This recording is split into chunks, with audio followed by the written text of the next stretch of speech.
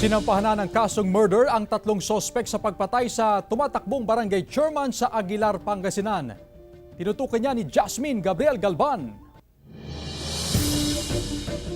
Naisampa na ang kasong murder laban sa tatlong sospek sa pagpatay sa tumatakbong barangay chairman sa Aguilar, Pangasinan. Kabilang sa mga kinasuhan ang itinuturong utak sa krimen na si Barangay Bayawas incumbent chairman Maria Magnolia Hilido, ang gunman na si Kelly Doroy Rosario, dating miyembro ng Gun for Hire Group, Chief Tanod at tumatakbong barangay Kagawad sa Dorongan Punta, mga Tarang, Pangasinan, at ang tricycle driver na si Jason Vicente. Pinaghahanap pa sa ngayon ang isa pang sospek sa krimen. Nasa kustudiya na ng pulisya ang tatlo, pero hindi na sila iniharap sa press conference. Sinusubukan pa rin ng GMA Regional TV 1 North Central Luzon na makuha na ng pahayagan tatlo. Sa kanilang salaysay sa PNP, itinanggi ng umuning mastermind at gunman ang aligasyon. Samantala, pinaghahanap pa sa ngayon ng isa pang suspect sa krimen. Unidentified na si John Doe, ito yung backup na getaway motorcycle ng suspect in case na si Jason ay pumalya yung initial na tricycle na usapan nila.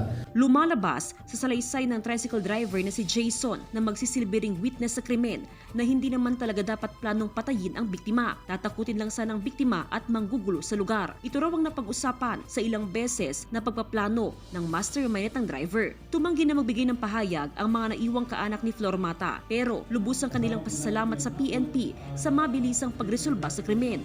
Naghain na rin ng kandidatura ang may bahay ni Flor Mata at siyang hahalili sa pagkabarangay chairman. Sa ngayon, may tuturing pa rin kandidato sa pagkabarangay chairman si Hilido. Kandidacy po niya will continue.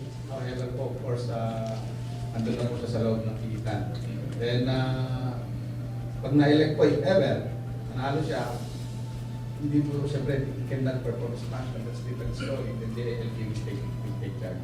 Matapos ang insidente, nanawagan si Pangasinan Governor Gico sa lahat ng kandidato na lumaban ng patas. Yung ating objective sana na walang violence sa mangyayari dito sa barangay election. Kasama si Daryl Peralta, Jasmine Gabriel Galban, 1 North Central Luzon.